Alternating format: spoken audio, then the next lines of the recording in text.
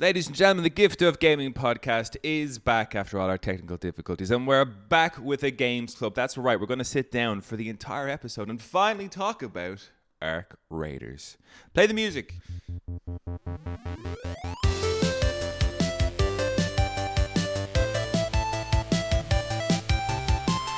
All right, it's me, your host, Darren Wade. Today I'm joined by my own blood and brother, Andrew Wade. Hey, Darren. Hello, and the hard mode man himself, Kevin Brennan. Hard mode is not my new nickname. The hard mode man. I haven't played a hard mode game in months. I do love it though. But I would say, out of the people in the podcast, you're the most likely to play a game on hard mode. I do like hard mode. I like the challenge. It often ends up with me like not finishing a game because I'm like, this is way too hard. What was that? The Switch one I kept banging on about? Not Final Fantasy Tactics, the like other one from Square Enix. That Triangle Strategy. Yeah, I tried to play that. On hard. So you finished that and went back to that on hard mode? No, I never finished it. I got like 2/3 of the way through on hard mode and was unable to beat a battle and was like, well, guess I'm never playing this again. It's never getting touched again. Speaking of hard modes or games that are very difficult, I am currently playing through Final Fantasy Tactics on easy. I was playing on normal. I had to reduce it down to easy because it was just too hard. It's still really fucking hard on easy mode. Really? Yeah. Because you jumped into like... And I'm further than I ever got in the game before, so I've no idea what's to come now. I've never gotten this far. But you're thrown into kind of like interesting battles. Like I had my whole team ready and prepped for this fight. This whole conversation with this guy, and he's giving this whole fucking monologue at the tops of these steps in a fucking cathedral or whatever. I'm like, I got the team that beat this guy's ass. And for some strange reason, it was just my main character, Ramza, fighting this dude one-on-one.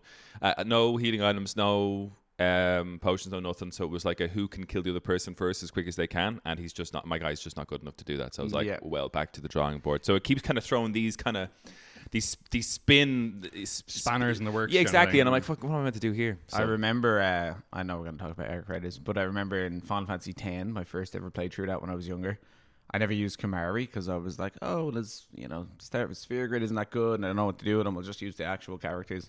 Then you get to that part where you have to fight the other two Ronsos, just him, and I just couldn't beat him. And I stopped playing the game for like 6 months, and then eventually I had to go back and start the whole thing again. Oh. And then my Kimari was like a world beater, an absolute beast. Yeah. Which is great great for the story because he's like defending unit, so it's nice to have him strong. But, yeah.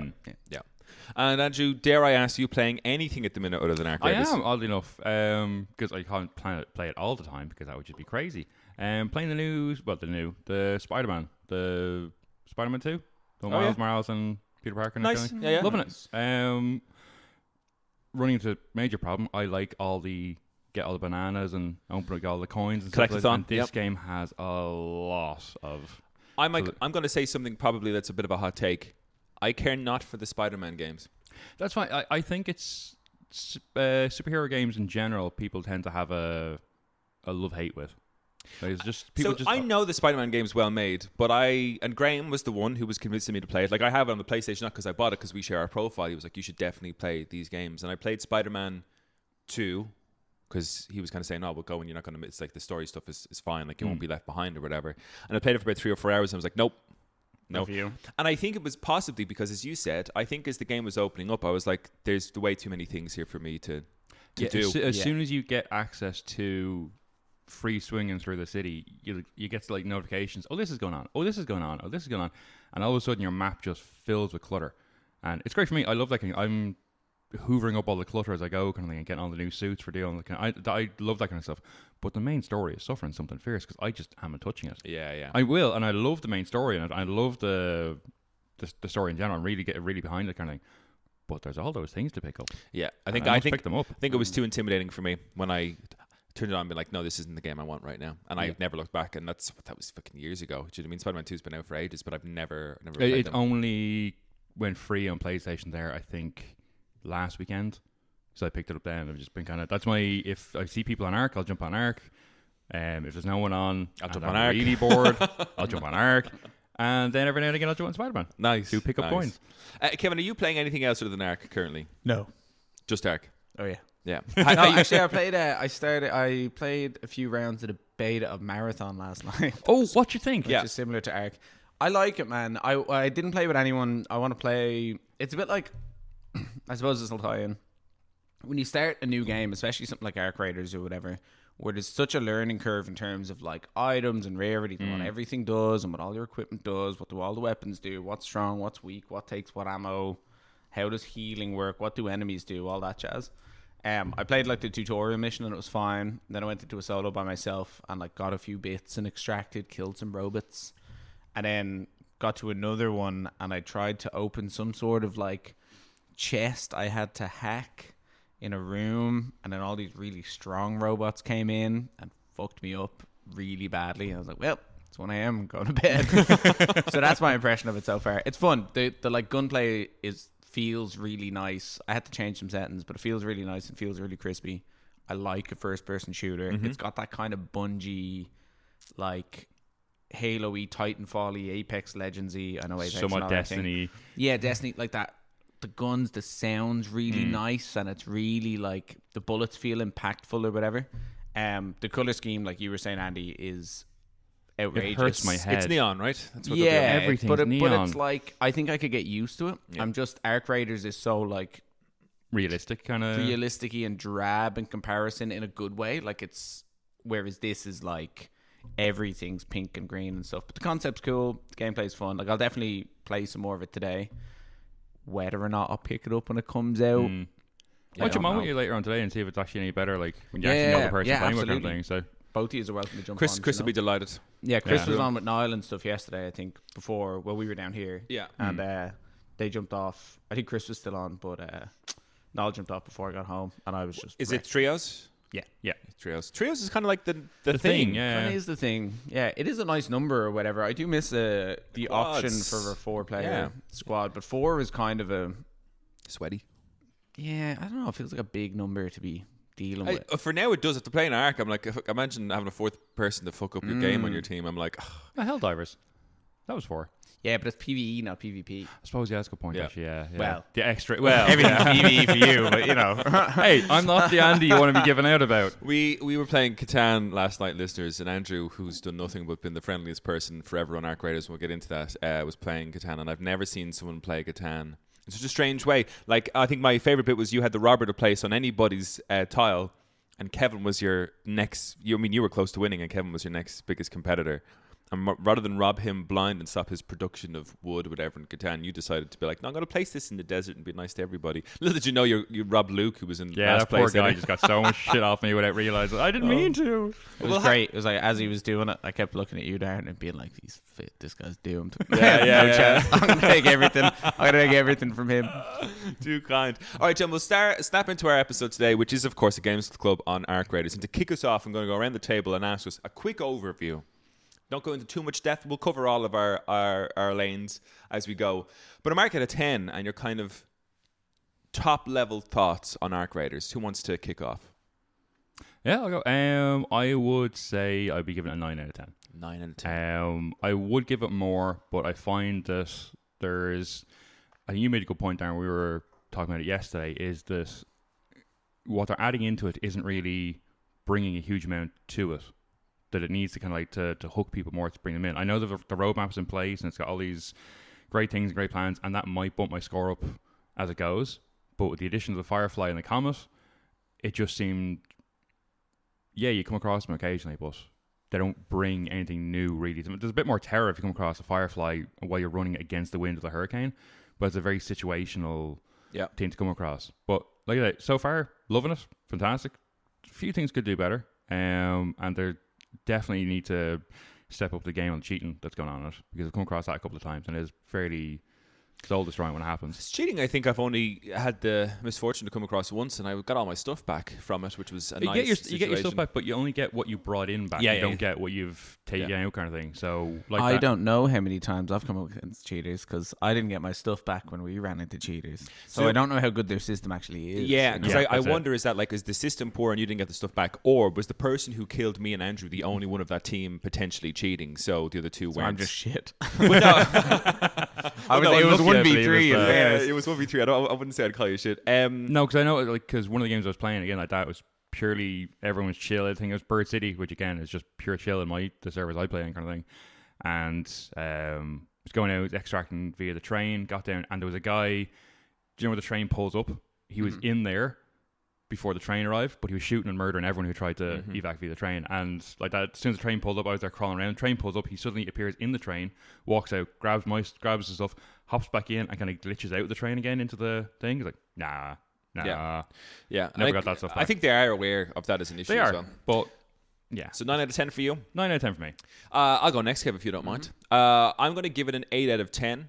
With the caveat that I will say, if it didn't have the interactions that it did with other players, which I guess was what the game is built for, but in terms of if I wasn't having the fun of interactions that I was having with other players, for me currently, it would be a 7 out of 10. Yeah, the interactions do massively boost up the enjoyability exactly. of the game. And again, had we done this episode, let's say 3 or 4 weeks into my playthrough, I might be like you, fucking 9 out of 10, let's go. But the game has waned a lot, and it's a game that I'm really enjoying playing, and I'll look back at fondly, but I don't think it's going to enter the realms of greatest games I've ever played. Because I know Chris was saying a lot when we were coming up to the Game Awards, he was like, Arc Raiders should have been given, so much more than it was. And I believe in certain aspects it should have potentially, but I think it won exactly what it should have won, which was best multiplayer game. Do you know what I mean? Because I think it is a fantastic multiplayer game. I think, and I'll go talk about this towards, we've mapped out what we're going to discuss in the episode, but I'll talk about this in greater depth. But I think the game for me, it dies at a certain point in terms of what you're able to do, what's left to do.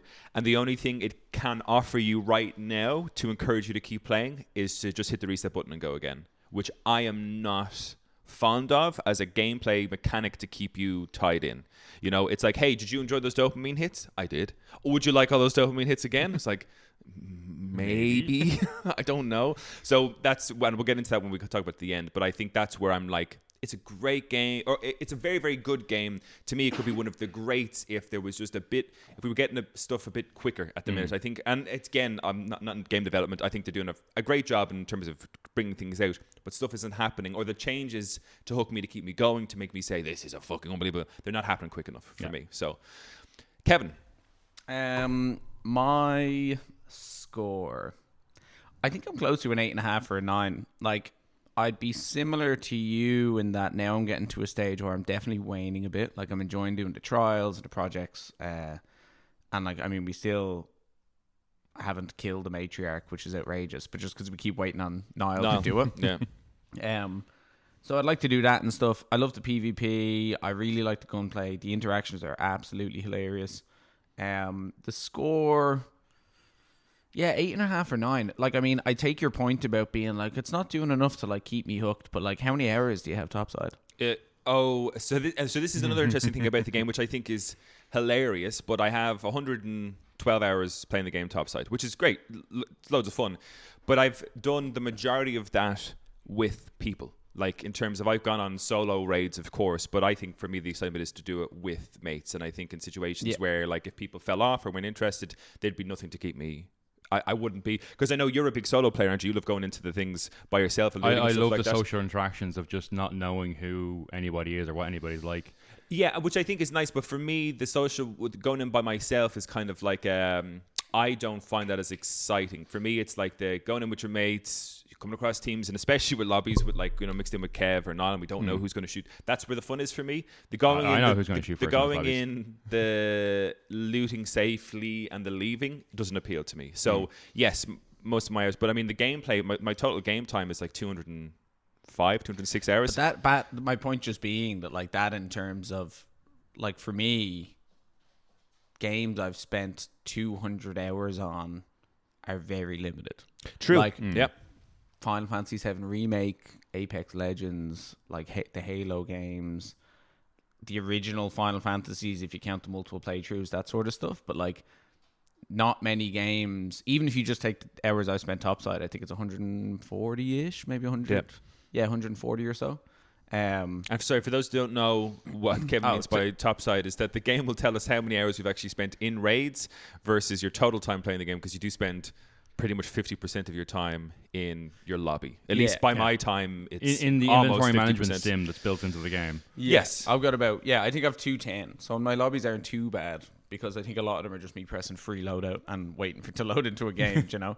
But, like, I have 140 hours in it, which is like I have that in Remake. I think I just about have that in Rebirth before my hard mode playthrough, which is obviously an exceptional game. I didn't get that in Clair Obscur. There's almost nothing else I've spent that much time playing. In terms of being like, oh, well, there's not enough, like, to keep me hooked now, like, yeah, but it kept me hooked for 140 hours, which is mad. It's different, though. I think the one thing I would say about that, the most of the games that you've compared it to there are single-player narrative-based games. I think you're always going to spend more time in multiplayer games with your mates, just as a given. Like, because you play through, like, you play Obscure, you play through, you finish the game, and it's... You might revisit it. Yeah, but even like, Apex, obviously I spent 1,000 hours or whatever playing, but a lot of other shooters, like I never got that much time in the Call of Duties or whatever else, and it's like it's an exceptionally long amount of time for me to. I've been playing nothing but Arc Raiders since like November, which is 1, 2, 3, 4 full months. Yeah. Which has done brilliant. So anyway, I'm sure we'll get into it all because we're probably like half an hour into this podcast already.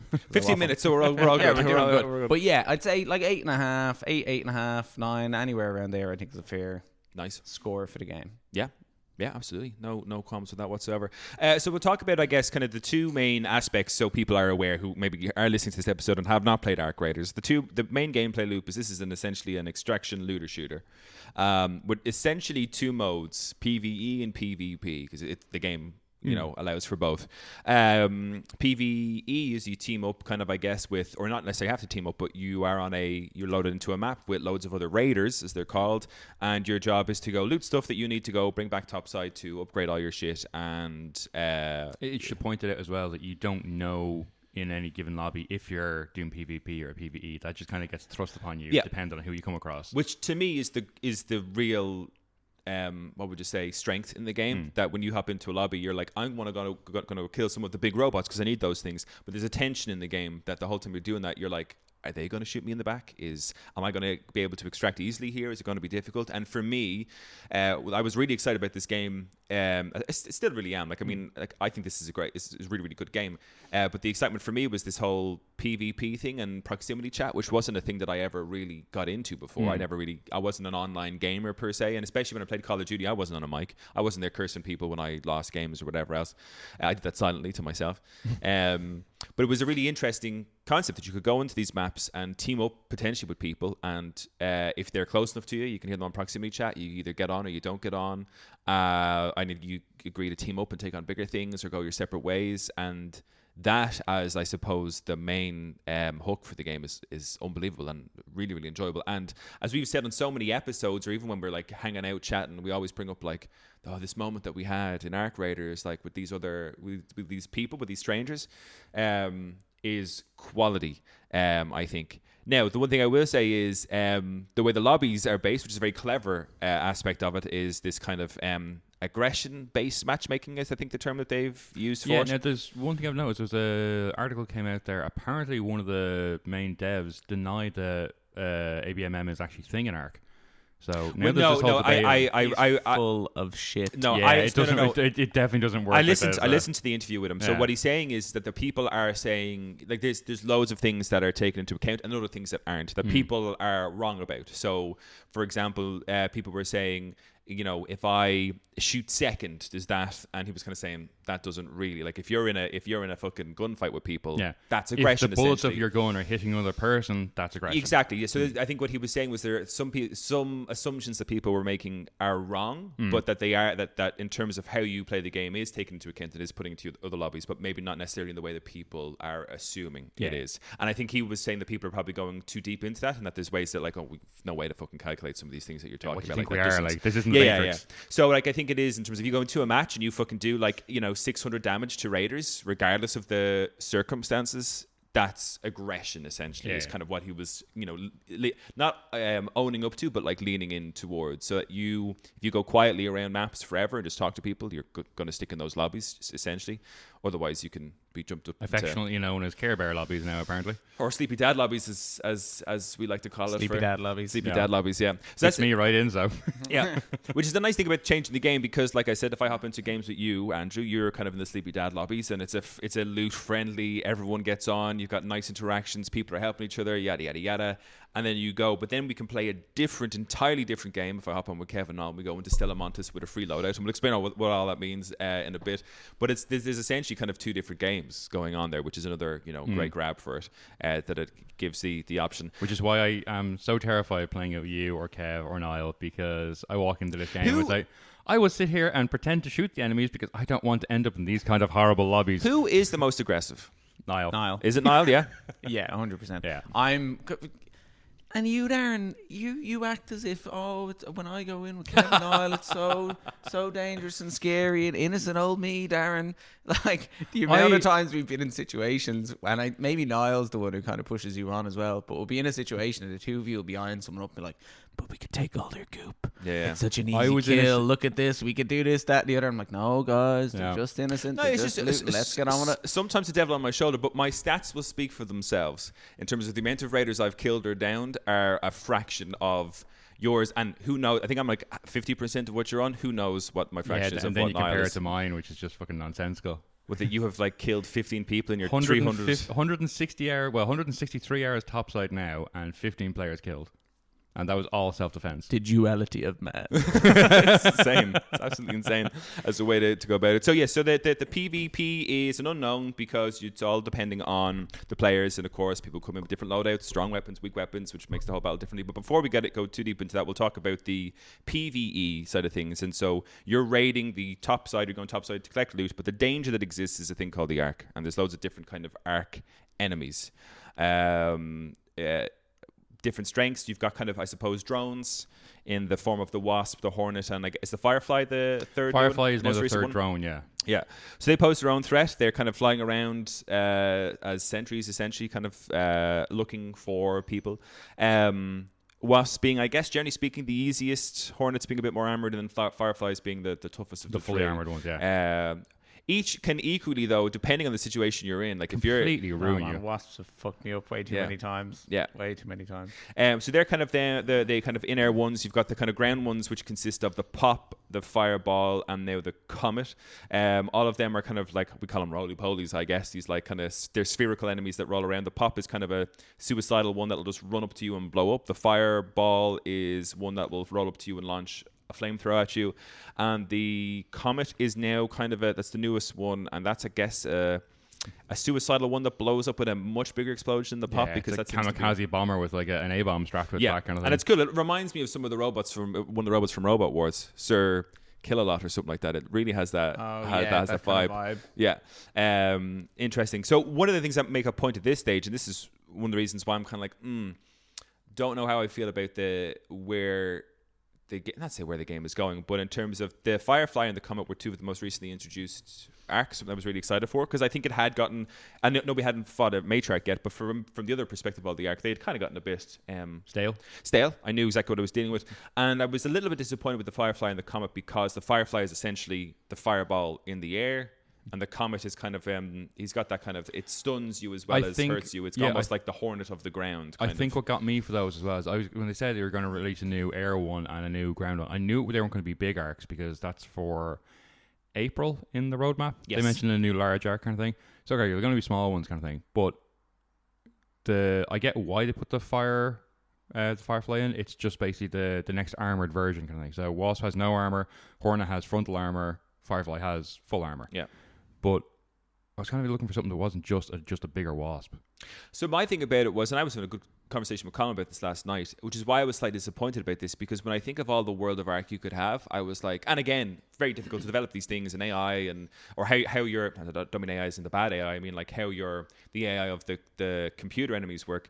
I would have loved a Terminator style humanoid kind of arc thing that could open doors. Do you know what I mean? Like something that's very different from what we've seen so far. It's not a flying arc, it's not a roly-poly arc. It's like, there's a new, it doesn't have to be massive, and it can be not incredibly difficult to kill. It doesn't have to be a boss type thing. But imagine you're going through, the reception area of Blue Gate, and you hear like a clunk, clunk, clunk, Terminator style walking thing, and you've got to deal with this, and it could fucking run at you and open dours, nowhere safe kind of thing, because nowhere, like once you close a door with you won't play Arc, Nemesis from Resident Evil kind of thing, but it doesn't even have to be that big. Very like it could be easy to kill, but something that adds a different kind of a shredder that can open doors. I mean, kind of, yeah. It's, I guess something a little bit more different, a little bit out there to kind of make me say, okay, this is brand new, because otherwise it's like there's a roly-poly thing that looks different, there's a flying thing that looks different, in my mind. And I don't mean to be too and that's where the thing is, like, because the last one they added was the Shredder, which was completely different from everything that was currently in the game. So and the Shredder's still class, like Shredder's still a nightmare to come across. You come across that in a tight corridor and it's like kiss your Luke goodbye, really. The Shredder's great. I remember the one update with it, like, and the Shredder, for people who haven't played the game, it kind of like floats along. It's like a floating cylinder thing with an eye at the top. It reminds me... float at you real fast, go red, make an alarm, and shoot like shotgun shells in every direction. But there was a patch in like December. They were like, oh, we're going to introduce some balance changes. Everyone's like, cool, they're going to do this, that, and the other. And they doubled the Shredder's movement speed. Everyone's like, what is going on? Like, why are you making this thing You ain't running away from this now. Yeah. But the Shredders are great in terms of what I mean to say is that totally changed the introduction of the Shredder totally changed the gameplay. It's like it only exists in that Stellamontis map, which is kind of the PvP map essentially. Like not their intention, but it's kind of what's happened. It's tight corridors and things, so it's kind of designed around the idea of you know. And the Shredder kind of changed how the whole, because I mean you could be in the middle of a firefight, but these things are attracted to noise. They move very quickly. They'll come in, and everybody knows how much they can fuck you up. So if they come around in the middle of a firefight between two teams, people are going to just fucking dart behind it. And it's like because they can one shot you from full health if they're right beside you. So like when you're in the middle of a scrap, one comes in and like you hear panic over proximity chat, and everyone's diving behind cover and through doors and like trying to close doors as quick as they can to get out. And like I think my favorite on that was, I think I was playing with you guys and in Stella, and I was being my usual Care Bear kind of self, like we should say hello to everyone kind of thing, and we all got wrecked. And I was ended up crawling around with the Shredder flying around, guys, the dead bodies everywhere, and it's like just ding the doorbell for the guys. Open the door, the Shredder flew in. I have that on video, and I think I was like, Andrew, go over to that door and tell them you've got a telegram. And then you crawl over to the door, and there was 2 Shredders where you were, and a group of people on the other side like healing themselves up after killing all of us. And you just like hit the button. You were like, telegram for the assholes, and you open that, and the 2 Shredders go in and just go and like fucking fuck everybody up. But that's what I mean. They created a whole different way in which the game could be played, and I was and again, this could be maybe my own. Like, I get that. You were hoping for something. They changed the dynamic and the meta of the game in a sense, especially. I mean, it's just for the one map. Whereas I haven't even played with the 2 new enemies because I was away. It only came out during the week. But with those, I get that it's just like the same kind of threat. It just breathes fire from the sky and has a bit more armor. You know, it's a stronger iteration of what's already there, kind of thing. And they've said that there's large arc, etc. coming in the future, but like the large arc in the new map isn't until April. I don't know if I'll still be playing this game in April. And again, not that this is a bad game. I pumped loads of hours into it, but in terms of like, I could come back to it though. That's the one thing about it is like I can kind of see myself waning a little bit, and I'm looking for something maybe a little bit new or a little bit different, which I'll probably get into soon. But it is the type of game where I could see myself putting it down, and then in 6 weeks you, Andy, being like, oh, they released this new arc, it's class, and like they did all these balance changes and it's fantastic, and just getting sucked in again. You know? I love the fact that you just assume I'll be playing it 6 weeks now because I won't give up on it, and you're completely right. I will. It's like your new No Man's Sky, man. It's like, you know, I needed something to fill the No Man's Sky gap until Light of Fire never comes out. There are other kind of bigger enemies as well. The Bastion, the Bombardier, the Rocketeer. They're kind of, well, not the Rocketeer, but the Bastion and Bombardier are kind of like big, kind of almost like moving tanks, essentially. Crabs, crab monsters. One fires a machine gun, one fires rockets. The Bombardier is quite cool because it's got 2 kind of they're called spotters, 2 floating robots that will search people out, lock onto them, and then kind of from no matter where you are on the map, the Bombardier will fire onto that spot. And that is such a cool, like that's what I'm a big fan of them in terms of the noise that makes, because you can be running through a map doing your own thing, and you'll hear loads of gunfire, and then you'll hear the shoo, you know, all these kind of like missiles being, and you're kind of like, someone's getting fucked up by a Bombardier, you know, because the one thing that's great about the arc is that each one kind of has its own very recognizable noise. Like you know when someone's fighting a Bastion, you know when someone's fighting a Bombardier, you absolutely know when someone's fighting like a wasp or whatever else, with their kind of screeches and things like that are quite cool. So there's lots to kill, and we've done the Queen, but not the Matriarch. So the Queen's the second hardest one to kill at the minute. I think the Matriarch being the hardest. Is that correct? Matriarch is the Queen. Queen guards the Harvester. And it's quite difficult to take on because people are trying to get the Harvester at the time, and has a lot of.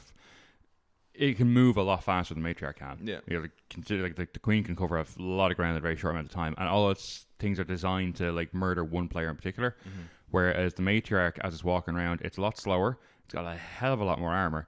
It's got a big photon shield thing that it puts around itself, so unless you're directly underneath it, you can't hit it. Yeah, and it's constantly dropping Bastions, Bombardiers, Leapers, and all manner of stuff around it as its children. All of which are difficult to kill by themselves if you don't have the right weapons and explosives. And then you end up using the explosives you would use for the Matriarch to try and survive a Bombardier or a Bastion or whatever. Yeah. And I do like the one part because you can knock off parts of the Matriarch to expose the core, and then you literally, as soon as that part falls off, and like it's a big red glowing thing, and in any video game, shoot the big red glowy thing. Yeah. But as soon as that thing falls off, you literally see everyone's aim switch to it, and from everywhere come like the wolf packs, the Philions, the Equalize, all aiming at this one part, and the Matriarch kind of moves when it's getting hit to like it looks like it's trying to shield the area, but it looks class because all this stuff plows into it, and it starts to stagger away from it all. So as soon as the part goes, the entire lobby goes, let's shoot at that part. And you just see everything just breaks out. And it's a great thing about the Ark in terms of how, again, we talk about how lobbies change, and I think you see it with different timings. I've noticed it now a lot. We're close to the Expedition, which we'll go into in greater detail. The Expedition launches tomorrow, I think. And in order to get the most out of your Expedition, you need a huge amount of loot. And people tend to say that killing bastions and bombardiers are the quickest way to get loot. So I've noticed now all the lobbies that I'm in, when I go in, let's say, like you and me were doing a few rounds yesterday, everyone's going in to kill a bombardier or a bastion. Whereas a month ago or 2 weeks ago, if you were playing the game, they're left well enough alone. Because they're fucking dangerous. No one's about that. Whereas now everyone's like, so many times I've come in and I'm like, I'm going to kill this thing, and 2 seconds later it's already dead, and everyone's scavenging the body. You're like, fuck. This is the gas thing though, because I've done both expeditions. Well, I'll have done both expeditions now by the time it's been rolled around. But the same thing happened last time because everyone realized that the bombardier at the time was the best way because it has something like 20, I think it's 22 or 24 searchable areas. And if you get one by yourself, you can come out with like 200-300k on one thing alone if you get the good loot off, that kind of thing. But on the run up to the first expedition, they were left well enough alone, and then a week beforehand, you couldn't find a live one anywhere. They were just getting tanked everywhere. Which is interesting in terms of, like, that's one thing I will say hats off to them, because the way they develop the game or the things that they have within the game, like the Expedition, it changes the dynamic. It changes behavior of people because people are on a different kind of route at certain times. So I quite like that. I feel like I'm like, okay, I'm going to go in if I can take all these bombardiers for myself. It's like, oh, everybody's had the exact same fucking idea. Like, how quick can I do this? The new thing they added in as well, which I thought was really good, the new part you need for the wolf pack is now a Rocketeer driver. Yeah. Which means everyone's now attacking the Rocketeers, which is great because no one's prepared to attack the Rocketeers. Well, and I'm seeing flares everywhere these days. Yeah, yeah. Because that is an interesting thing for those that don't know. A wolf pack is a incredible. We'll go through some of the loot, some of the weapons and stuff. A wolf pack is a grenade that when you throw it, blows up into loads of mini grenades, and they all locate and attack the nearest arc. It's one of the highest damage, I think. Weapons, 1,000 damage, I think, or something highest like that. damage grenade in the game, and it used to be fairly easy. Once you got the blueprint for it, it used to be fairly easy just to create. I think it was only explosives and arc something or other, motion cores. But now they've added that you need a Rocketeer driver, which has made it, I think, the premium item that it should always be. Because I think there was a time where I was going into a match, I was like, I got 5 wolf packs with me. I just made them before we hopped out here, and you go in and you obliterate everything, and then you take it all and you go home. And there was still a challenge, but not as much a challenge as it should have been. So that was a nice touch to be like, no, this is a premium item, and you need take down the premium mark if you want it, kind of thing. Exactly, yeah. So I think that was quite a cool update. Again, we'll go to kind of some of the ones we haven't mentioned. I think the only thing we haven't mentioned really is the Sentry and the Sentinels. There's like turrets that exist around the place. You kill them, and there's the Sentinel, which is great. You can hear it from almost anywhere in the map, but it'll lock onto you from ages away, and if it stays locked onto you for long enough, it fires a very powerful sniper railgun thing. But it's cool because from anywhere, I think it's like a bang, like you can hear this noise from almost anywhere in the map. You're like, oh, someone's somewhere has been locked on. Aggroed the thing. Yeah, and then there's other ones known as the Surveyors, which are kind of a funny one. They're just like a big roly-poly thing that just surveys the map. It's no real threat to you, but they're very hard to kill. If you do hit them and they start getting annoyed, they'll like roll, because they roll around real fast, and they'll roll straight at you and hit you. And it will do a fair bit of damage. Okay, yeah, very good. It's terrifying as well, because it'll spin on the spot for a second as if it's gathering speed, and it will gun it in a straight line. So you can get out of its way and it'll fly past. If it hits you though, it just fucking wrecks you. We're going to the maps, gentlemen, which to me is one of the most impressive things about this game in terms of, I think, of how it looks. These maps are massive. Yeah. We've got Dam Battlegrounds, Buried City, Spaceport, Blue Gate, and Stellamontes. Stellamontes being slightly different, that it's much, much smaller, and it's all indoors, and again, corridors, rooms. Dark and confined kind of. Yeah, whereas Dam Battlegrounds, Buried City, Spaceport, Blue Gate are all very big maps. And I think from a graphic perspective, the game looks phenomenal. You walk around these maps and you can see for so long. You can see the entire map. And you can see all the arc that are flying in the air. You can see the arcs that are walking on the ground. If you've noticed, and it does render a little poorly, but if you're in Buried City, you can see the launch tower for Spaceport. And vice versa, if you're in Spaceport, you can see Buried City. Yeah, that's quite cool. If you go high enough up, you can see bits from a lot of the maps. Like you can see the dam tower as well. Yeah, because it's all, when you look at, like, when you're going to select or whatever, you've got like a menu and it's kind of like a 2D map from above. But you tend to just pick the levels. But if you actually look, like if you go to Spaceport and you're like, oh, Buried City's to the southwest, or I don't know where it is. You can go up, turn, look southwest, and then see the unique piece of architecture from Buried City, like the apartments or whatever else. You can see them in the distance, in the biome and stuff, which is cool. So like you're always dropping down on this big plane, which is why there's rumors that one of the maps is going to be like a volcano map, because there's a giant volcano. There's a volcano there, and it's on the map, and you can see it in the game. And they're like, well, there's no other locations at the moment here, so maybe they're going to there's Caldera Downs as well, which looks like what you call them, geyser pool area kind of thing as well, but it looks to take up quite a bit of space too. Yeah, I think that's judging by the roadmap. I think because the picture beside the new map, as far as I can tell, so it hasn't given anything, just says new map, but there's like all these like small symbols beside everything. Like Bird City has the two birds and the but this new map icon has what looks like a reclining seat and an umbrella, like a holiday resort type thing. Oh, cool. So I'd say it'll be this geyser pool thing. It must have been like a tourist hotspot, is what I'm getting from it's right below the volcano. So my guess is if they bring in a new like hurricane or stuff like that, it's going to be something eruption, like a lava flow, something to do with the volcano above you. That could be quite cool. So with all these maps, all great. I'll go through kind of conditions. So like you can go into the map as standard. Go in the daytime like a normal map in the daytime tends to be the safest time to go to a map in terms of the least amount of arc you're going to get on a level, and people tend to be friendly. Even in daytime, there's variations on weather. Yes. So like in Dam Battlegrounds, it could be, lovely and sunny. It could be raining and visibility's low. There's like a forest fire thing. There can be like dust storms in different levels, that sort of stuff. So it's like even the base maps with nothing else, it gives you variety. Like you go in sometimes with a sniper rifle on Buried City, I'd be like, I'll have it, and maybe we can pick at some people from the roof, whatever else. And then you go in and it's like, I can't see more than 20 meters. Yeah. This is terrible. And it changes in terms of the dynamic and how the game feels, because when you're getting close, I should have said this, I suppose, for people who haven't played the game and don't know the rule. When you go out into a raid, your time is 30 minutes is all you have topside, because after the 30 minutes there's a cataclysm of sorts, a comet or something comes down, or a missile comes down, blows the area up. So you have to be out before your 30 minutes. The longer you stay out, the more extract points close. So by the end of your last 8 or 9 minutes, there's only one extract point that still exists. So the idea is that it pulls people to a certain area of the maps as it goes down, so almost forcing, not necessarily PvP, but forcing a interaction of kinds, which is a very, very cool idea. But when you are doing maps when it's raining, there's or it's a bit darker, there's a bit more tension about it, those kind of weather, because you can't hear things as clearly. You're not as aware of your surroundings. And that as well, it increases the loot. So obviously more people who are loot focused are going to come in for those. It increases the arc density. So there's a lot more arc flying around the map. This is for so I think Kev was just talking about, this is just weather on a normal map. That's a night one. So you can't pick these. But we'll go into those ones. So there also are, I suppose, much bigger changes to the maps known as a night raid. So it's at night time. As you said, your loot's better. You can't get out at the special exits. They're all closed. Hatches aren't closed, and generally speaking, people on night raids, because the loot's higher value, tend to be a bit more aggressive. Yeah.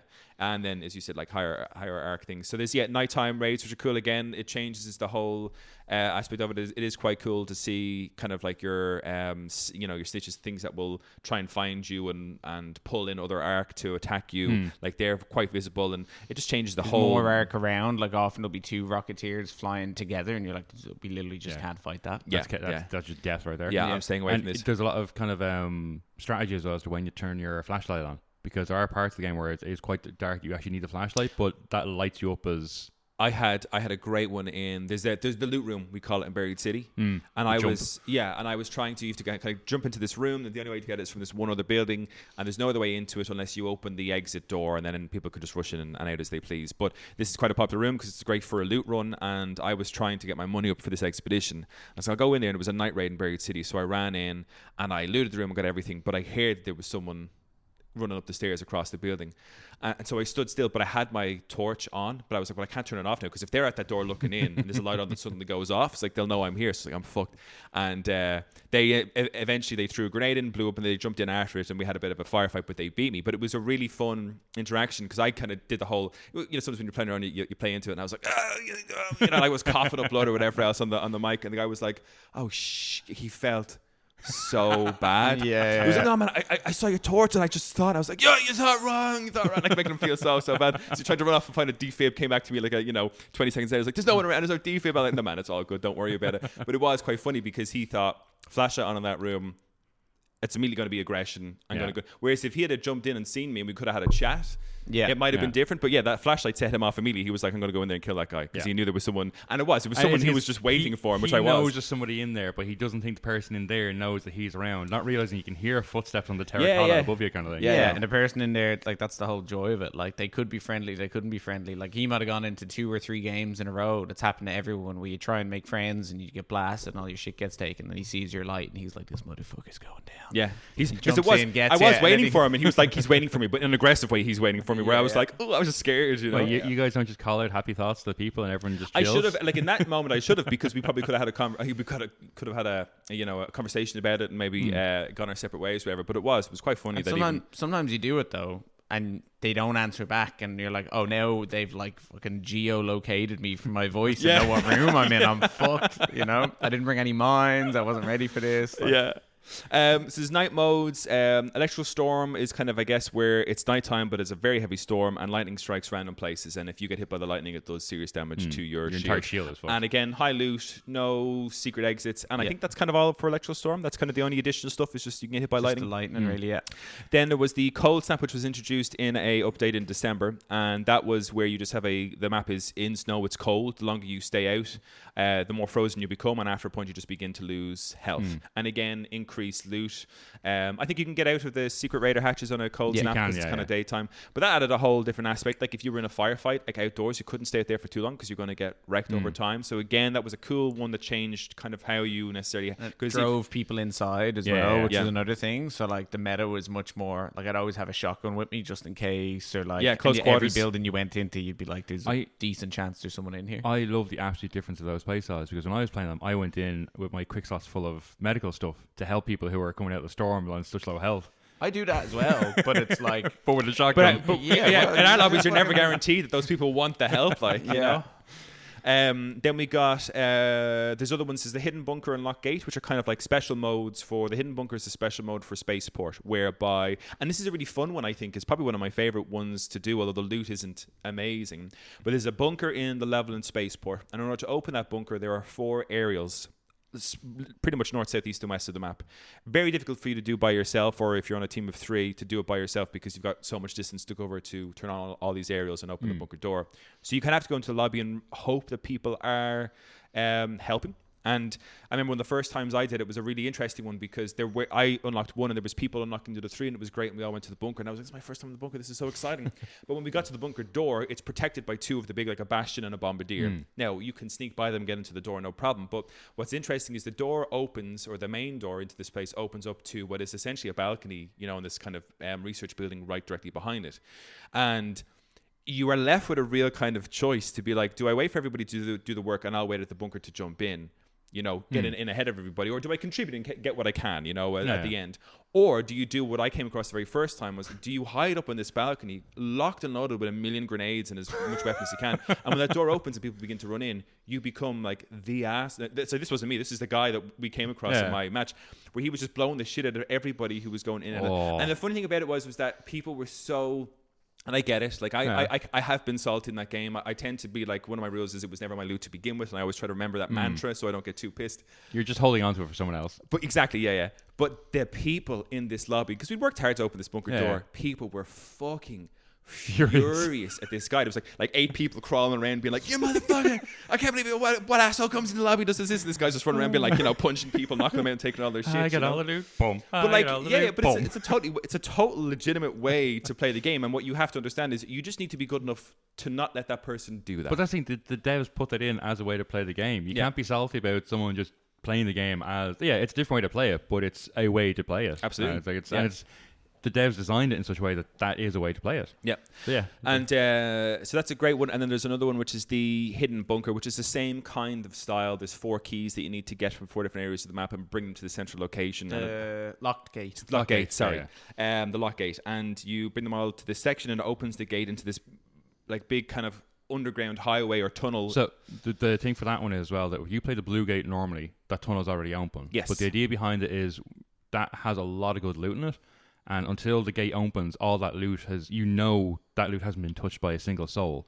So if you can get that gate open and get in there first, you have phenomenal loot to get to. Yeah. And like it's all the best loot in the map is in there kind of thing. So yeah, that's until that opens, you got players milling about the place with that's a great, and it's real clever because you have to bring all these keys to a very central location. You know what I mean? And it's one of those things where you walk into this room being like, I have a key, but are the people in here, are they friendly? Are they not friendly? No, Andrew, for you, they're probably always friendly. No, actually, I laughed the first time I did that and realised, because there was myself and another guy were running around, the German lad, and he'd gotten 2 keys, I'd gotten 2 keys, so we had what we needed to open it kind of thing.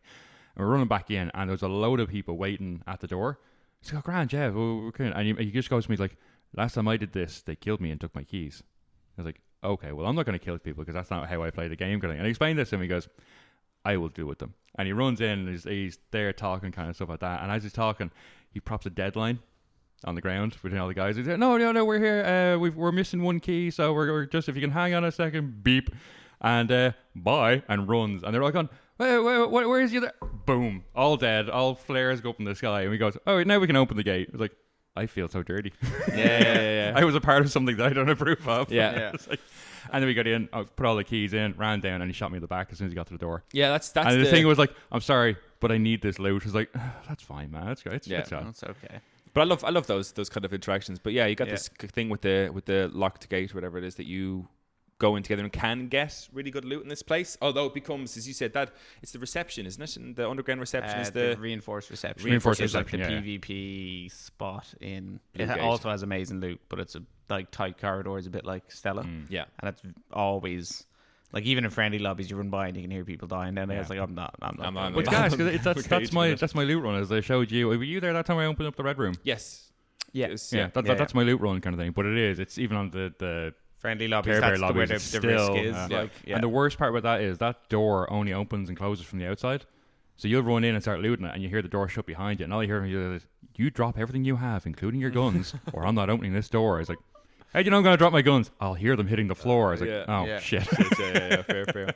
And then the kind of the last one we had, which was the newest one, was the Hurricane, which is a massive wind storm that comes in. While you're running, your shield that you have equipped will slowly degrade, but it also sparkles the entire time. So if you have your shield equipped and it's degenerating while you're running around, you very much stand out in terms of you're very much an easy target for other PvPers. I've seen streamers and stuff like that. Some of them go out without their shield equipped, which to me is fucking madness, because it degrades at such a slow point that it's, for me, I'm not worried about losing my shield in terms of, but they go in because, I mean, they're fucking amazing players in the PvP thing, but they go in as like proper like fucking chameleons in the wind. Yeah. So like following the sparkles in the storm to go kill those people, but they don't sparkle because they haven't got their shield, but it's a high risk, high reward, because if they do see you, you've got no shield, so you get shot in 2 shots. Which is a great way to play it. Any thoughts, any last things you guys want to mention on the map conditions or all that before we kind of move on, or the maps themselves? Any kind of points you want to make? No, I am looking forward to the new map. I do love one thing that we see on the maps now, which I was chatting to you yesterday. There's the large arcs, the Emperors, which are these massive kind of like skyscraper-sized machines wandering around the outskirts of the maps you're on. But as we found, are actually starting to get closer now. So they're much bigger and more in your face and everywhere, and they are huge. I took a video when I was playing the other day, because I went out with one of my loadouts that gives you just a pair of binoculars, and for the first time in the game, I think at the beginning of the game you have to use your binoculars as part of an objective. Yeah. And I had not touched them since. This is the first time I used my binoculars, like 100 and something hours later. I was like, oh, binoculars, yeah. But I saw this Emperor thing and zoomed in, and it was really, really close, and I was like, fuck, that would be a fucking fun thing to fight. Like because the interesting about the game is that the game was always meant to be a PvE only game. If you look at the launch or the reveal trailer for this game from 4 years ago, people are fighting fucking gigantic machines all together with like they all have like jetpack jump boosts and stuff like that, and they're all working as a team. This whole lobby coming against these massive big things, and I'm like, that looks, that was obviously a concept that they couldn't maybe fully deliver in the way they wanted to, so they turned to PvP, which has made the game, I think, exceptional in its own way. But I'm looking at this thing being like, this is a really interesting game I'm looking at as well, you know what I mean? And I guess when you have something as big as the Emperor, that's probably going to have to be how it works if you want to beat this thing, do you know what I mean? So that'd be quite cool. But yeah, we happy to move on to kind of the weapons stuff. One of the things we didn't talk about is essentially our loadout, which is 90% of the game. I think 50% of the game I think is fair. You have augments, or what they called, which is kind of what your base thing is to go into a map with. Different augments give you different spaces for either quick use items, which are grenades or health items, or give you more space just for general loot, or can give you bonuses. Our favorite, I think, is possibly the Survivor, the Looting Mark III Survivor. Yeah. Which is when you are knocked before you're killed. If you don't move, your health regenerates. So in theory, if you get knocked but not killed, but you can like sneak out, you can still extract while crawling, which is... But it will take a while. It'll take a while. I've not succeeded, but I've been in games where I think, Kev, you succeeded 2 or 3 times with a... and it's been very funny to watch because we had a great one in the Dam Battlegrounds. Where guys were hunting you. I was like, because we'd fought, we got caught out in the open. It was a cold snap, was it? It was a cold snap. A cold? Did I do cold? Yeah, they do cold snap. Yeah, I think it was a cold snap. It was something, and we got caught out in the cold while we were fighting, and it all got real difficult. You died. And then I was like, I'm going to, jump over this balcony. There's like an underground kind of sewer tunnel thing that leads out. I was like, I'm going to jump off the balcony and like catch it on the way down, great movement, whatever. Just completely missed my catch. Hit the ground. Flare goes up in the air. I'm like, for fuck's sake. And I actually think I landed and then the cold killed me. That's what it was. So I start crawling out. There's like a tunnel that leads out into a big plane, which is the direction I need to go. And I crawled out there and I could hear the footsteps behind me. And I managed to get out and like hide under the tunnel. And because it's third person, I rotated the camera and we could see the guy coming to the tunnel and standing at the edge like a meter above me looking for me. Then he went back to loot your body. So I crawled away again. I like hid in some trees or whatever. I was like, okay, I'm going to recharge here because your health goes down as you crawl. You have to stop and recharge periodically. And just after I stopped, the guys run straight past me in the forest. I'm like, oh, holy shit. I'm not going to make it out of here. They're like looking around again. They disappear off the exit. I crawl my way across this big open plain like any second. I'm gonna die. Took me like 12 minutes, but like managed to get out, kept on my shit. I was like, oh my god. Yeah. Because that is the tough part about the game, is when you are fully looted up or gooped up, as the Burnt Peanut would say, to lose that is such a tough pill to swallow sometimes. And again, I try my best with the mantra of it was never mine to begin with. But sometimes when you're like, I have all those things that I needed for this thing that I'm trying to do, and it all gets taken away from you, that's really hard. But like, so loadout's the main part of the game. Different loadouts or different augments mean you can equip different shields, light, medium, heavy. The heavier it is, the slower you move, but the more protected you are. A fair trade-off. And then, of course, you've got weapons. And throughout the game, especially, it doesn't matter so much for us now because we've completed it. We completed it ages ago, but you have workbenches in this game back in your base, and you use these workbenches to refine different materials to make your weapons, to create any item in the game, really, providing you find the blueprints while you're outside. With those others, you can create all sorts of different guns and attachments. Do you guys have a favorite weapon loadout? Like, you take 2 weapons with you. What's your go-to 2 weapons? My go-to like standard weapons are an anvil and a Neil Toro. So the anvil's like a single shot, like 6 round kind of magnum, heavy ammo, does a lot of damage, good armor penetration, great against people, whatever else. And the Neil Toro is a shotgun. That's great close range and actually way better than it should be medium range. Like, oh yeah, really strong for PvP, which is a nice balance. If I am going in to really fight people, it's the Volcano, which is like a semi-automatic shotgun, which is an epic rarity weapon or whatever, which is fantastic, and a Stitcher or Bobcat, which is like an SMG. And between the two of those on a map like Stellamontes, you can just like rinse people. We had the game with Niall and Colum that we always bang on about, where after we were lobby. finished, we killed the lobby. There was like 19 people dead after we finished. Just bodies everywhere in this lobby. Like, looted everyone and got out. It's just like deathly quiet as we were leaving. Do you know? Yeah, no one else here. But that was like the Volcano was the main thing, and it was just everyone was in there with free loadouts or whatever. And we were just walking through butter through kind of teams. thing. Yeah, it was amazing. And to your kind of go-to 2 weapons? I've got 2 loadouts that I go in with. So both loads will always have a Renegade with a silencer on it. Yeah. Maxed out clip as well. It's got about 20 rounds in a Renegade. So it's because the standard for Renegade is 8 shots, so the maximum to get up to 20 is essential. It's a plus 12 clip. Yeah. So it's and with that, it's like you can take out most of the flying or rolling arcs. The drones and the rollies pretty handily kind of thing. And because it's silent, you don't attract unwanted attention from other players. If people are feeling a bit, ooh, there's someone with a nice Renegade, let's go after him kind of thing.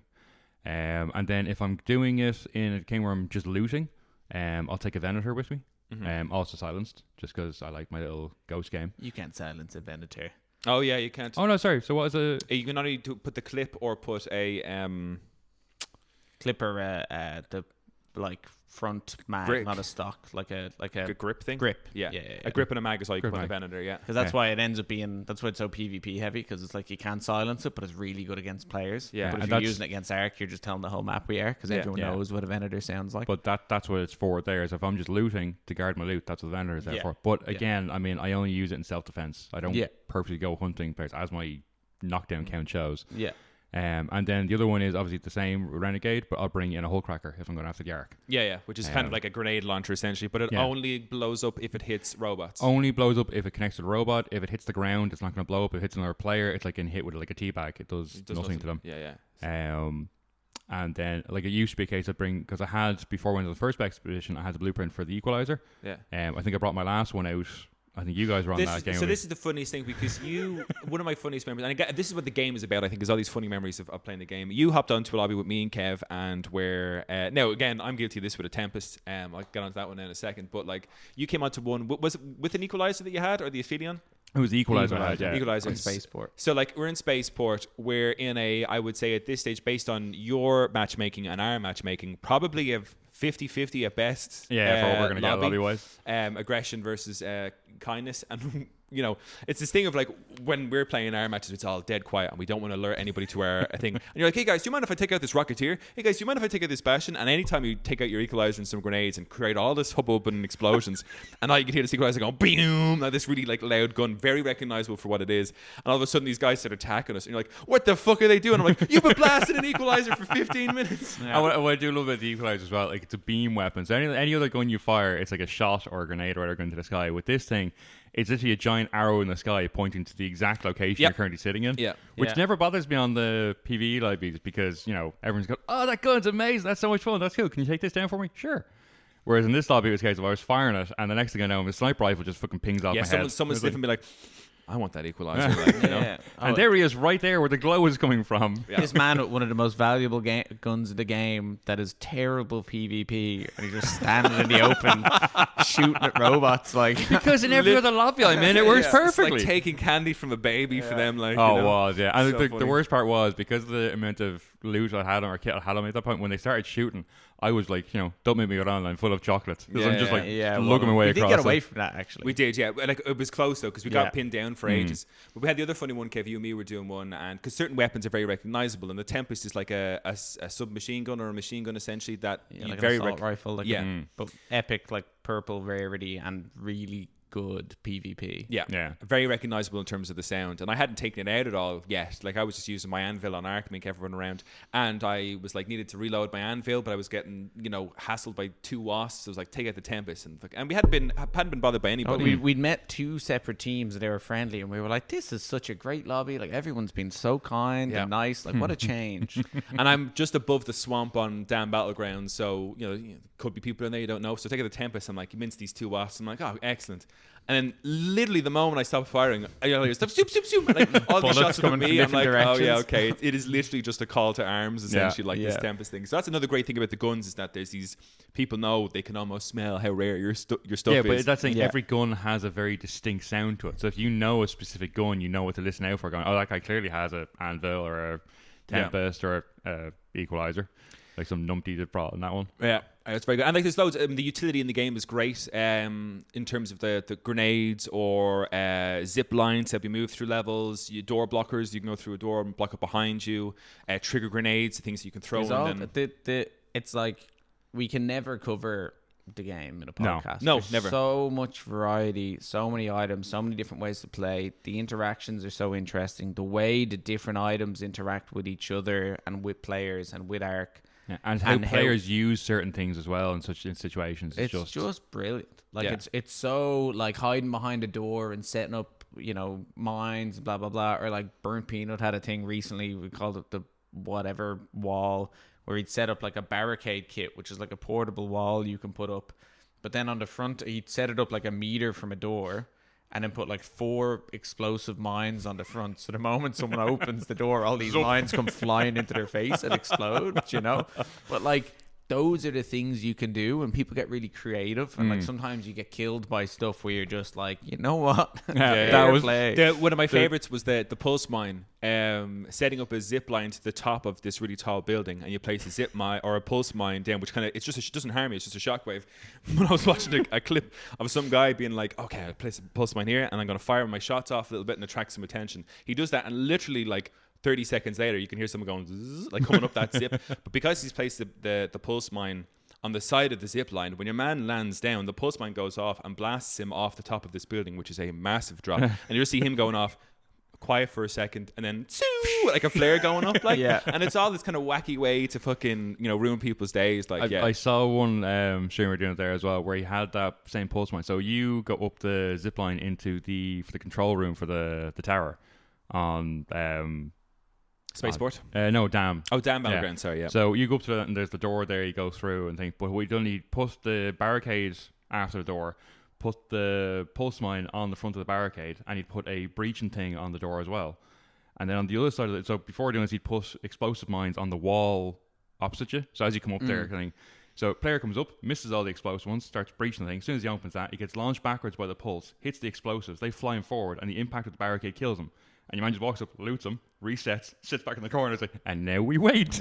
Yeah, bloody hell. Well, we felt like we had a great map, and we were doing that kind of the hidden bunker on Spaceport, Kev, and we came across, again, there's a really good reaction or interaction with people that you have to switch on these aerials to get but when the aerials are switched on, you get attacked by Ark. So we go on, switch on the aerials, we're getting attacked, or we hear these guys getting attacked by Ark, and we jump up to the roof to go and help them, and these 2 guys are getting obliterated, not by Ark, but by another team of 2 players. Yeah. And these 2 guys are on being like, oh, no, these guys fucked us, gotta help us, gotta save us, or whatever. So we get into a great fight with these 2 guys, but I got knocked off the building, but because of the utility or whatever, zip lined up behind these guys, came up, you had managed to kill one, and were kind of, this other guy were locked down almost, you couldn't, you were waiting. And I was like calling where he was for you, like calling the plays, and like, and so I get a zip line, jump up behind him, and it was so funny, what did I say? In a Terminator voice, real stupid, but I came on the proximity chat. I was like, you forgot to turn around, because I came up with this zip thing, because I jumped up behind him and shot him, and we won the fight, whatever else. But those kind of moments are, I think, what makes the game so great, is that, like, and generally speaking, not always, but generally speaking, in a PvP thing, people aren't ever too salty. You can have a good laugh with people. Like, if you win or you lose, you can have a good laugh with because they're all around you, fucking getting ready to kill you and loot you. And there's always a good bit of banter back and forth, which I think is what makes the game so enjoyable for me, because I've never played multiplayer games with that as the experience. Yeah, that proximity I think chat. For that is because in other games where it's PvP, generally speaking, PvP is the purpose of the game. Whereas this, the PvP is done, and now it's the case, well, you're still playing the game. That hasn't ended the game, and everyone's having that little bit of a laugh afterwards, going like, yeah, well, that fair play. That was, that was a bit of fun. Nice. We'll touch on our last kind of points before we finish up this episode. So I want to talk about kind of like the objectives, the missions, the decks, the kind of the things that they give you to do, I guess, essentially. Decks are a thing that you build up blue coins. I don't know what they're actually called, but you build up blue coins for fulfilling certain objectives, like getting out of this place safely, destroying so many Ark, dealing damage to raiders. You get these blue coins, and they build these decks, which are essentially cosmetic and item rewards. A bit like Helldivers 2, where you get they're not battle pass or whatever, but you can unlock the Yes, I forget what they're called. Battle pass, and you unlock weapons and that sort of stuff. You don't unlock like specific weapons that only you can have, but you unlock costumes and you unlock items that you can then bring in, like disposables or whatever, to bring in with you. So that's quite good. So there's obviously that. Then you have the kind of the missions, like the main game missions, which I was doing my best to follow. I'm a narrative lover, and I want to know. Like, I'm in Ark Raiders and I'm looting and I'm shooting, but I'm like, well, why am I doing all this? Which is, I guess, it's a me thing. That's not another people thing. But for me, I'm like doing these missions and I'm like, I don't think there's any. I could not do these missions and still be playing the exact same game that I did the missions, like, because I'll be doing the expedition tomorrow, like, you know, after this episode goes live, so I've signed up for it, and I'll have to do all those objectives again. But having done those objectives, I'm like, I don't really have I don't have any understanding of really the game so much, because it's kind of like, hey, can you go to the spaceport and put up this aerial? Our friends need to know about whatever. I'm like, but what's the history? How have we ended up here? Yeah. I'd love for it to give me just that little bit more in terms of the missions, because there's very little in terms of the lore, and the lore looks like it could be fucking amazing, you know? Yeah, I mean, the lore is kind of based through the codex, and you unlock the codex things as you obviously come across new arc and stuff. Yes, So if you read the codex, it gives you loads of, and I love that. I love having a codex that you can just read, and kind of it's like a history of the world and kind of stuff like that. So you find out like about the first wave and how it was like rudimentary arcs that attacked, and they fought them off and they won. And it was great, and they had like 5 months of celebration, and then they came back. The arcs we see now, like bigger, better, stronger, more vicious kind of thing. And talking about all the different ones that were there. I have never read this codex. I did not know that there was any information about anything in there. Yeah, no, there is certain stuff. And don't get me wrong, yes, it does kind of touch on it, but I kind of, for me, and I say this, but again, I put a fucking 112 hours topside, so it's not exactly. But I always would love to know, or I get a bit more of a kick out of a game if I'm doing these objectives and things, and there's a reason or a narrative behind why you're doing it. It's generally why I don't play kind of big multiplayer games like Call of Duty or kind of FIFA, things like that anymore at all. I played them a lot when I was younger, but now I kind of need I need a reason as to why, a narrative. I was kind of disappointed as well, because my expectation when we started playing originally, we were kind of because it was me, Darren, and Niall for the most part, because I think you'd already done an expedition nearly by the time I was leaning into the expedition by the time you guys logged on, and I think I just dumped like 50 keys on Darren. Yeah, but we were kind of like, okay, we'll go through all of this together, blah blah blah. But we were waiting, and we were kind of expecting it to like build us up to like, all right, final mission, they have to take down the Queen, like go into a lobby, whatever, and put a bit of emphasis on that. But like it just kind of, the main quest just kind of fizzle out. Yeah. Eventually, it's like, can you, deliver a burletta to a box at a station? Because we thought it was building up exactly like that. Because when the quest was destroy a bastion, we're like, oh, it finally wants us to destroy the big Rocketeer. And destroy a Rocketeer. And after the Rocketeer, it was like, can you find 8 prickly pears? Yeah. Like, oh, okay, we're back to this. Okay, yeah. And it's weird in that regard. There's no. Everyone can do the quest differently. There's no set path through the quest. Like you could do one quest and unlock another one, and ignore one that someone else is doing and go in a different way. Like they all go the same way in the end, but like there's a couple of like different lines of quests. Yes, yeah. You could go really far in one. Yeah, like I could be looking at a quest and say I have this one, and like the one that I'm really far in and 2 that I'm not far in. And Darren, you could go like, well, I completed that 3rd one you did ages ago, but the first one I have could be like 6-7 quests ahead of you. And I think another part that bothers me about the quest is that the quests are given by the traders in the kind of, I suppose, the lobby area where you're setting up, where your kind of home base. But the problem I have as well is that it's devoid of any sort of real life or character from these guys, because they are, I think the deal, and we mentioned on the news episode I think before, where people did lines for these characters, but then signed a contract that AI could then extrapolate from that, use their voice to do additional lines, and it's very, you can clearly hear that it's AI in lots of the voice, especially Celeste. Oh my god! But like, I'm talking this person. I go to this soulless woman. I'll get myself some spring. I am like going to be here. Please give me seeds. Like, all right, Celeste. But it's just weird, because it is like this thing being like, hey, can you go and attack the first wave guys? They really messed up my team, and I'm like, oh god, please, emotion, love. It is, and I think that part kind of took me out of it. And again, it's not a narrative based game. It's a multiplayer game. I get that. But it led us, or at least it led me to believe, or again, maybe expectations were misplaced, that I thought I was going on a journey about, whoa, what is this place? Like, what's going on here? What if like the next new arc is just Celeste, that it turns out she was a robot all along? Man, and like that's why she sounds like she's... That was a real enemy all along. Just an army of Celeste chasing you down. I can get behind some of that shit. Like, Terminator style Celeste, throwing prickly pears at you. Like, you should have brought me more prickly pears. So those are kind of things. And then you get projects as well, which are kind of, while you're out looting items, you build these up and you make them, like one of the ones we have at the minute is a trophy case, and you get all these kind of big arc items to build this trophy case, and when you get enough items they give you a reward of kind of other more useful items or blueprints, which is absolutely fine. They've been grand. Some of them give you I suppose some of them had costumes, I think, or at least color variants for costumes. Color variants for costumes, yeah. Like and I think the main one for the trophy case was that when you get to the end of that, you get 300,000 credits. as the always one final rewards, which is an entire skill point for anyone who is looking for the expedition, getting money together. That would be good. I'm way behind on that one. But yeah, so they were kind of another interesting thing to keep you going, and it all builds up to this thing, which is where I have my real qualm with the game. I suppose we'll kind of end it here. We're kind of approaching time. Is the expedition. There's already been one expedition in the game, and then that was in December. So 2 months later, now we've got one in February, and I think the roadmap says there'll be another one in April. The point of the expedition is you've got to put in a fucking ton of resources and loot and money and everything to get this expedition on the road. And then when it is on the road and ready, you can sign up when the window opens to go on this expedition. But when you do, your character reverts back to level 0. All of your workbenches revert back to level 1. All of your skill points are gone. I'm trying to think of what else. Oh, and all of your loot, everything in your inventory goes as well. Yeah. And you're back to 0 money, 0 items. And I guess the benefits of doing it are and I have the money I've put in for this one. I'm going to get 5 extra skill points to put into my skill tree as character, which is a thing we haven't talked about, but I don't think the skill tree is that massively impacted to the game. So you'll go back and all of your missions will go back to 0. So all those missions that we talked about that we didn't, they're all gone again, and you start from 0 once again. To me, and the reason I'm doing the expedition is to maybe make a fairer chat. So on an episode that I'll do, maybe I'll retroactively talk about maybe this in case it's changed my mind.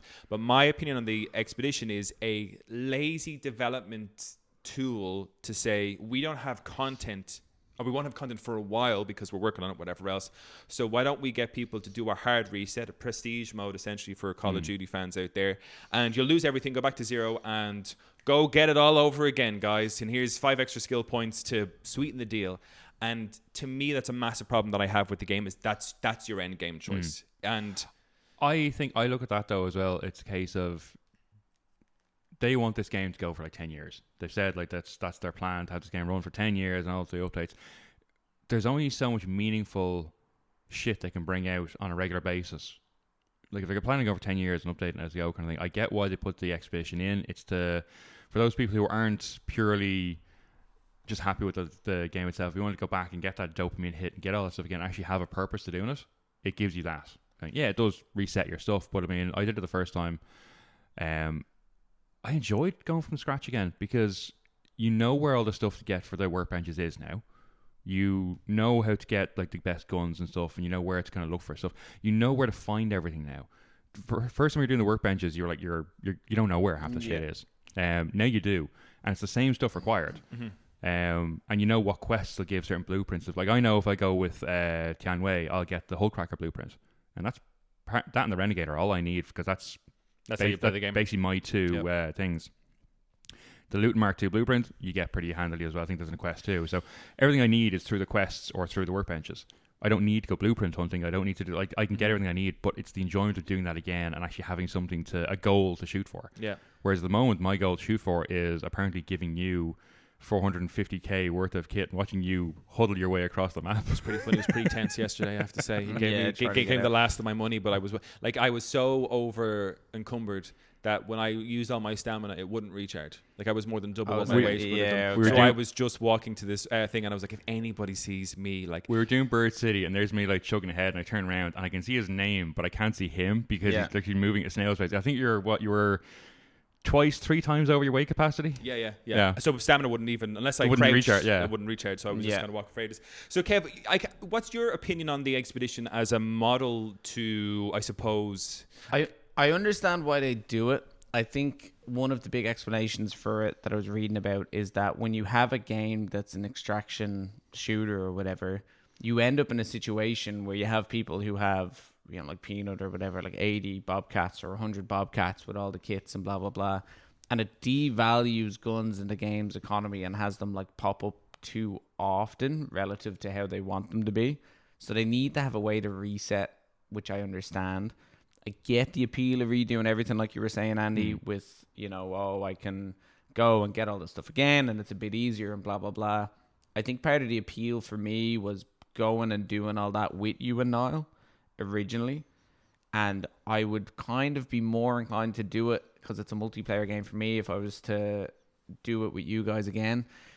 I don't hate it. I don't love it. I get it. I like that they give you the option. Yeah, I probably won't even do it this time. Again, I'm falling off a little bit, so maybe I should to reset. But like, I probably won't do it this time. I'll probably fall off, and maybe I'll do it down the road.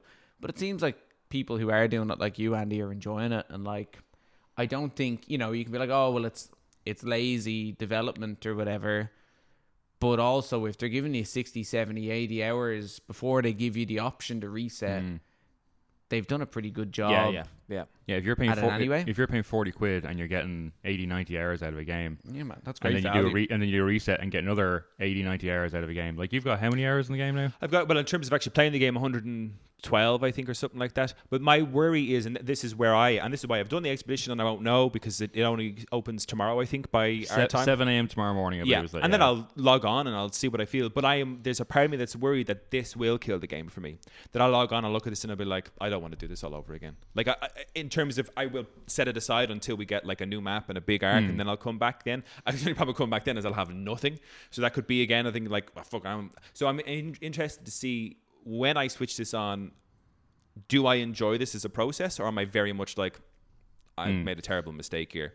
I don't know that's why I did the expedition, because I've been kind of shitting on it, but I haven't done it. So I'm like, that's not exactly fair. I think the thing as well is, if you haven't done it and you have so much loot built up, of all the loot that was in your inventory, how much were you actually using? Or were you just storing it there? No, in fairness, I was using, like, Kev would often laugh at sometimes. Oh my God, we'd log on and you'd be like going into the first game, like, yep, Loot Mark 3 Survivor. I've got my fully kitted Volcano. I've got my Renegade with my purple silencer. I found one of in the last 20 hours.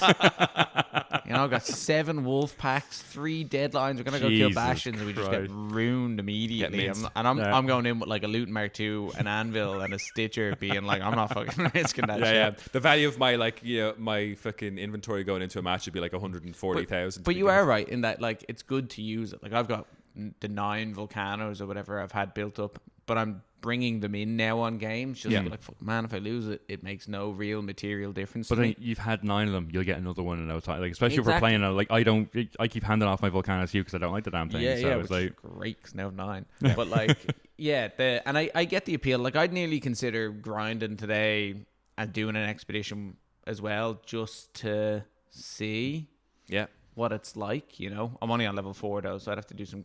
I can finish the 4th level now, and then I'd have to do the 5th in one day, which I wouldn't suggest it, because it requires it's getting the trinkets is your issue.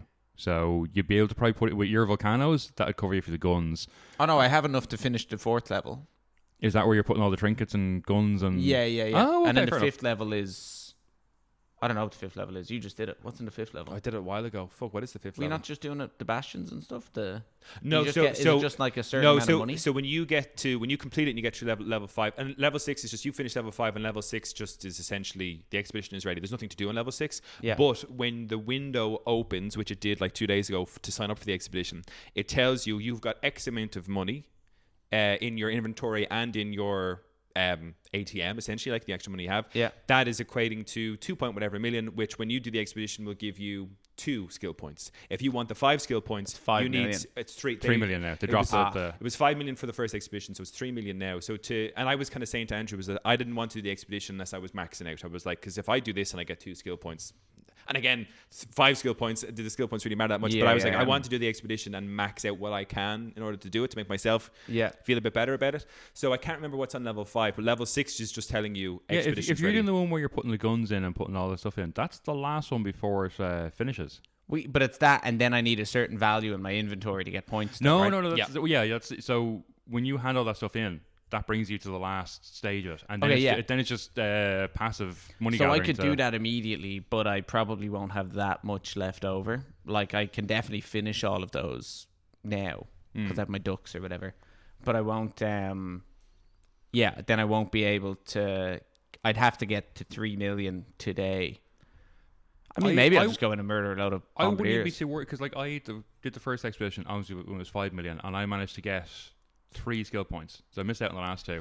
It's not huge. Kev, level 4 was outfitting. Did you get the humidifiers, advanced electrical components, magnetic accelerators? Oh yeah, I've done all that. Yeah. So level 5, the load stage is your combat items worth $250,000, survival items worth 100,000, provisions worth 180,000, and materials worth 300,000. Once you do that, you go on to level 6, which is just basically building up your. Okay, yeah. So I can just do level 5. Yeah. And level 6 is just getting up to 3 mil. Level 6 is just trying to. Maybe that's what I'll be doing with my evening today. And we can do some fresh raids with Fuck Marathon. Fuck that neon. I need to give Marathon a go. Chris will kill me otherwise. So, gentlemen, kind of that's the roadmap. I just want to read out real quick before we finish up to what's coming. So we are in February. We got the hurricane stuff like that. March has like a new map condition, Arc threat supposedly, a new project, and a Scrappy update. I don't know what that means for Scrappy. Scrappy's the chicken. Yeah, but an update. Yeah, I don't know what the update is for Scrappy. The thing is, I figured they're probably going to add more stuff that Scrappy can pick up.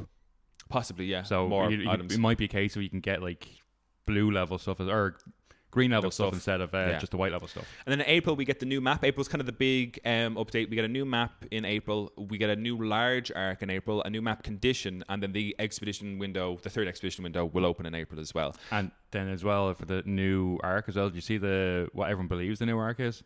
It's got a skull beside it, so I'm not quite sure. It's a giant terrestrial snake. It looks like. So in cool. the trailer, there's a very brief moment where you see a red light kind of like raise up off the ground and do this.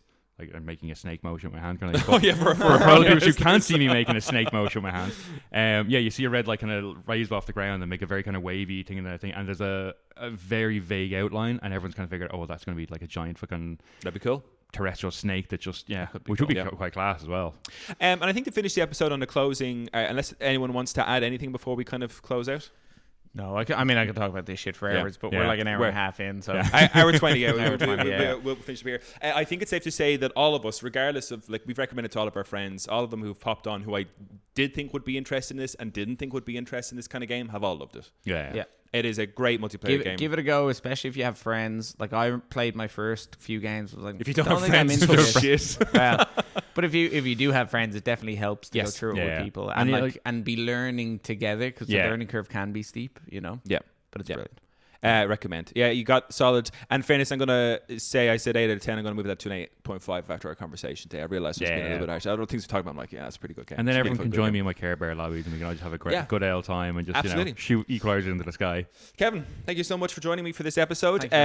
We and Andrew, of course, thank you also for joining us. So we are going to do a post show for our Patreon users. You can check that at patreon.com/thegiftofgaming, where we will be discussing, as Patreon people, the live service games, the quick chat and live service games based on Arc Raiders, and what we think they are doing good or bad for the industry. All to come. Check out patreon.com. To our listeners, thank you so much for sitting by for our Games Club of Arc Raiders, and as always and forever, keep enjoying the gift that is gaming. Peace out.